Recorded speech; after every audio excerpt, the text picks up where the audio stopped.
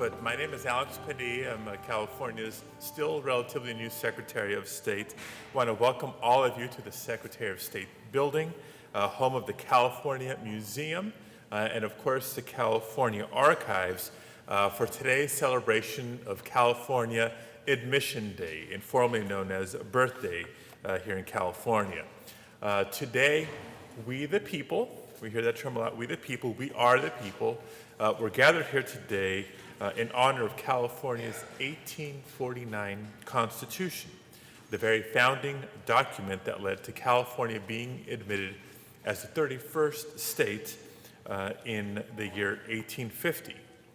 In a few moments, we'll hear from our very special guest, the California Chief Justice, Tani Cantil-Sakauye, about the significance of our Constitution to this concept that we call democracy. But first, we wanted to start the program, this wouldn't be a birthday party without some singing, with a tribute to the great nation that California joined 165 years ago. Please welcome the Sheldon High School Choir from Sacramento, who are going to lead us in the national anthem.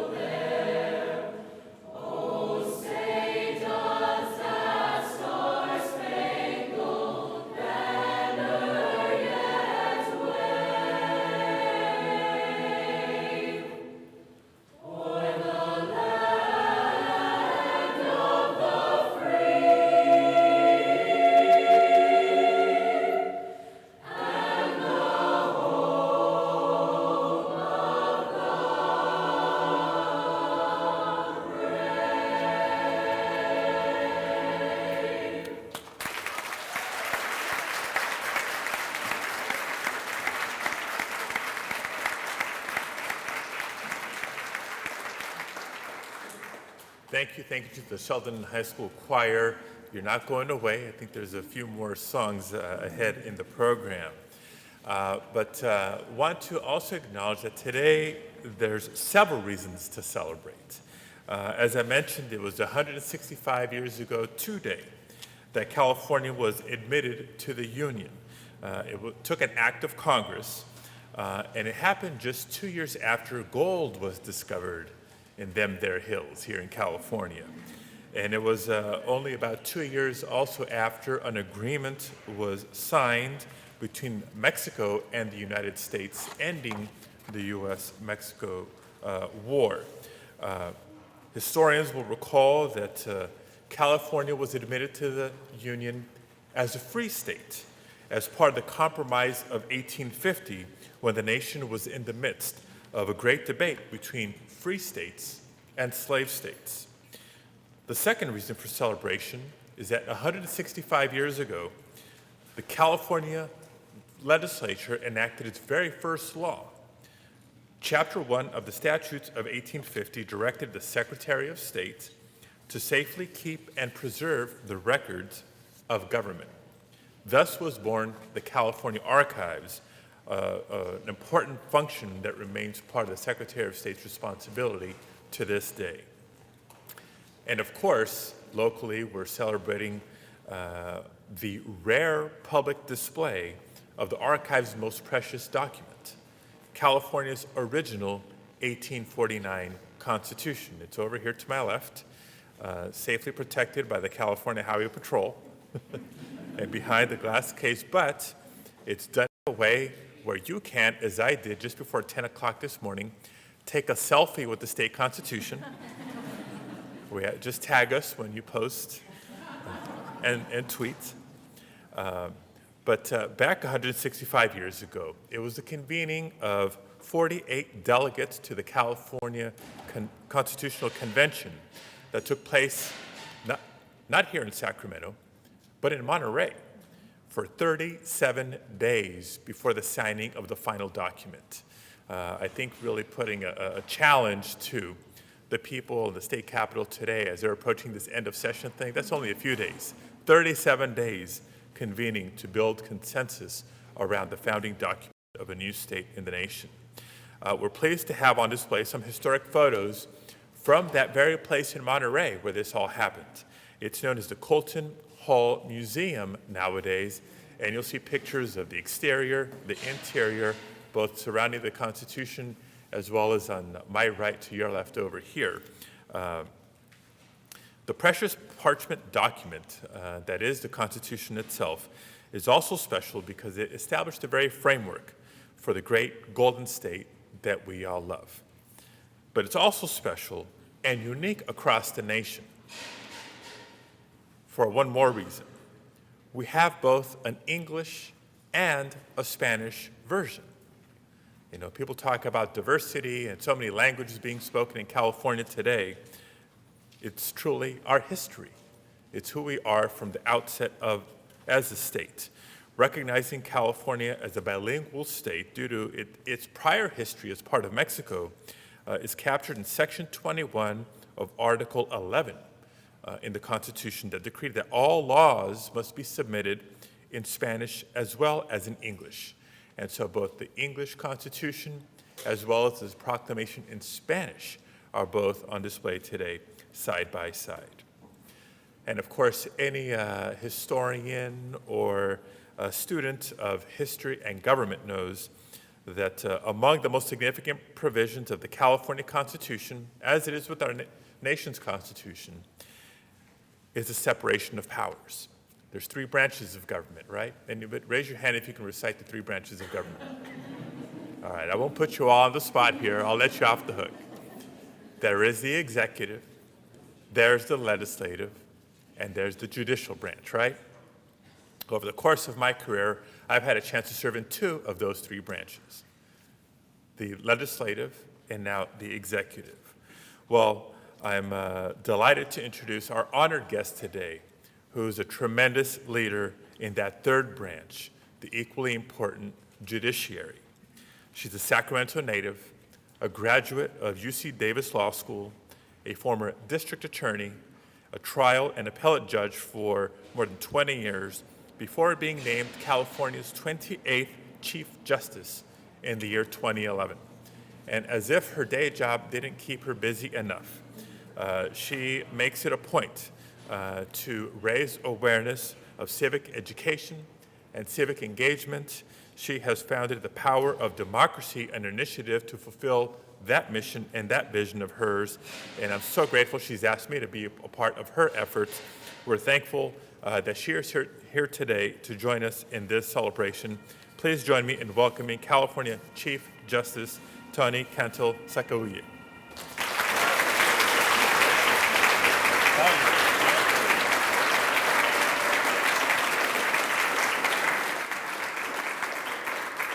Good afternoon.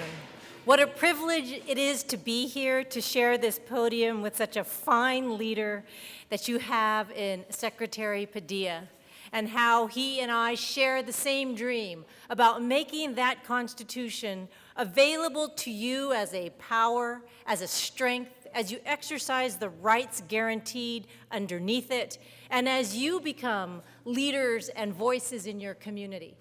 So 165 years ago, California became a state, was admitted to the Union, and who knew 165 years ago what a force California would be, and how that Constitution is relied upon every day in the courts and quoted and also looked at by the United States Supreme Court. And what I like to think about 165 years ago is the vision and symbolism of our founders of that Constitution, because at the same convention, they adopted the California seal. And on that seal, as many of you know, is a woman and she is seated with a spear and a helmet. And you see on that same seal a bear and some grapes and often an owl. So when you look at that, people have often said, is that Lady Justice who sits on the seal? But in fact, it is the goddess Minerva. And the reason Minerva sits on the California seal is because she, like California, was born whole. California, unlike any other state in the Union, was not a territory before it became a state. As Secretary Padilla said, California became a state after the gold rush 2 years in the Treaty of Hidalgo, negotiated between California and Mexico. And so if you know the story of Jupiter, he married a warrior goddess. He became a little concerned that she might be too powerful for him. So he swallowed her whole. And she was none too pleased about being swallowed whole. So in his body, she continued to make weapons. And one day he had a splitting headache, and out of his head comes a fully born daughter, Minerva, armed in warrior goddess clothes. And so California adopts her as its seal because California was born whole as well, completely born here as not a territory, but a state. And so to me, that symbolizes so much about what makes California unique. California is a leader state. It's the most diverse state. It certainly is the cutting edge state. And how is all of that possible? And so I will argue to you every day that the reason California is a leader, the reason we have the fine executive leadership that we have and the legislative leadership and the judicial leadership is because of the Constitution. If you look at the California Constitution, every power emanates from that document. Every statute, every legislative action, every executive action, every judicial action can be traced back to authority in the Constitution that permits that act. And so let me also say, frankly, that it is the wisdom of that Constitution that set up 3 branches of government, not 4, because 4 would end up in a stalemate, 2 against 2. So it was 3 to balance and check the authority and power of each other. But apart from the statewide branch of civics and the Constitution, what I try to pursue with the able-bodied leadership of Secretary Padilla is to treat and teach civics to K through 12. And that is to teach students through our civics initiative with also our partner, Superintendent of Public Instruction, Tom Torlakson, that civic learning, civic engagement needs to be taught in the schools because it's leadership training. It teaches you about the world around you and how decisions are made and who pulls the levers. And frankly, you will ask the question, why shouldn't I pull those levers? Why shouldn't I have a say in this? And it is through the Constitution and through civics engagement that you learn those skills and you learn the structure. And more important in K through 12, as you engage in a civics project, what you learn are the most important skills for leadership. You learn collaboration. You have to learn to get along. You learn negotiation. You learn critical thinking.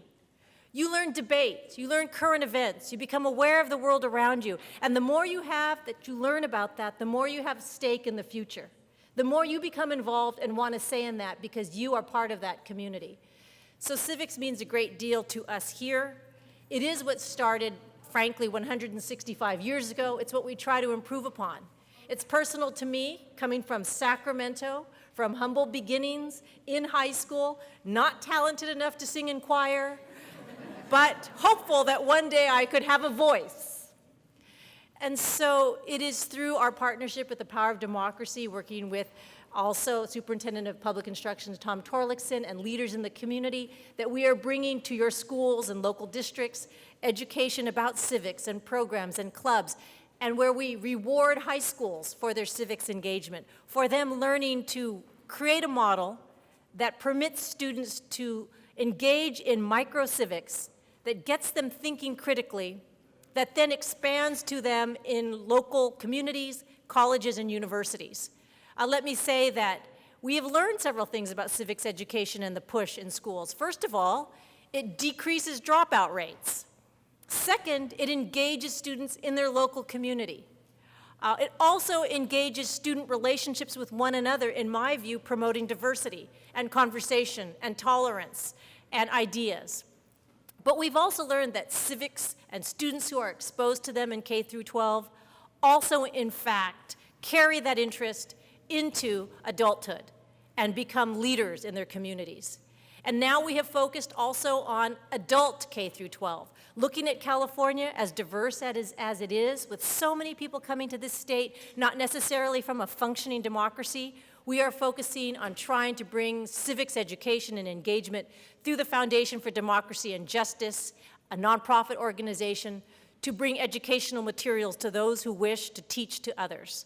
And with that, we have the help of, frankly, teachers and business leaders and lawyers and professors. Our executive director, Sosan Madnat, is here also, part of the organization. And together, there's so much effort to bring you leadership skills in California so you can be the future leaders and take our place, because we are merely stewards. So I close today with saying to you something about this 1849 bilingual California Constitution. And let me read Article 1, Section 1. All men are by nature free and independent, and have certain inalienable rights, among which are those of enjoying and defending life and liberty, acquiring, possessing, and protecting property, and pursuing and obtaining safety and happiness. So wise were those founders. And I turn this now to Secretary Padilla.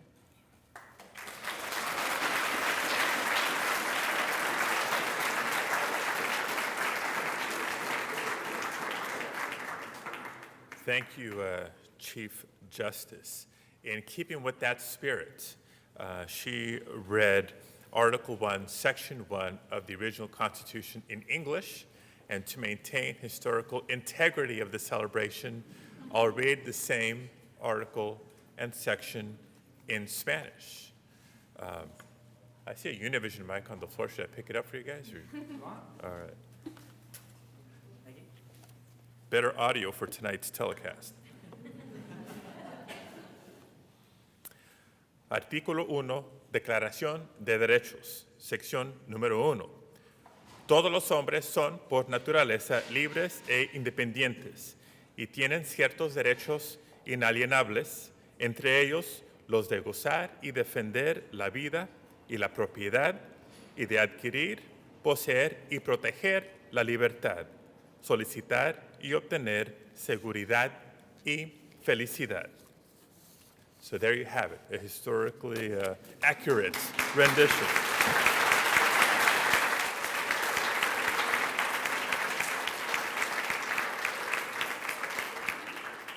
And just one more thing before we get to this beautiful, beautiful cake here to celebrate. A few thank yous for everybody who made today's celebration possible. You know, acknowledge that the 1849 version of the Constitution, if you really read every word and letter in it, made reference to all men, but at the time, the provisions discriminated against Native Americans and other non-white Californians.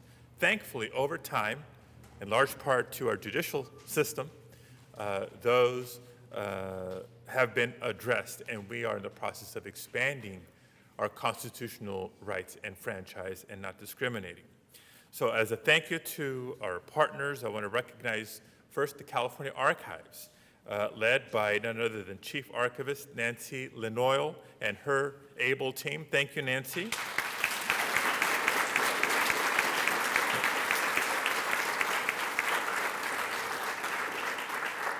And they stand at the ready to lead anyone who's interested to the fourth floor, where they've just today opened a new exhibit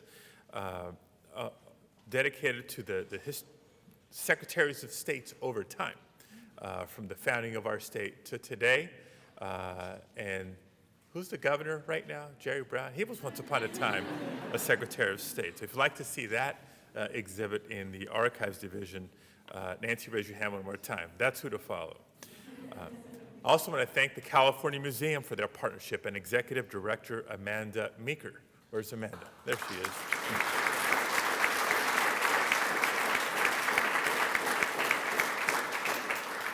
And the museum team, who are able to lead you into the museum up until 5:30 today, where there's an exhibit on the first floor commemorating the same thing, California statehood 165 years ago. I want to thank the California Foundation for Democracy and Justice and Executive Director So-san, who were introduced a few minutes ago, for being our primary partner in today's event. The California State University Sacramento Center for California Studies, and the Executive Director, Steve Boylard. Where's Steve? Back there. Everybody say thank you to Steve for sponsoring the cake.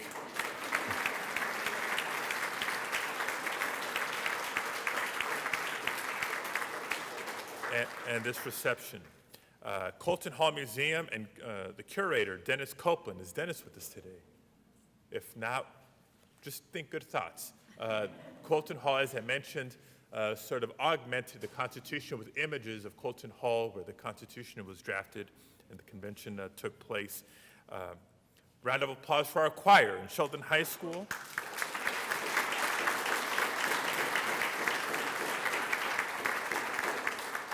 And for curriculum specialist Frank Peasy from Sacramento County Office of Education. Thank you for making this happen.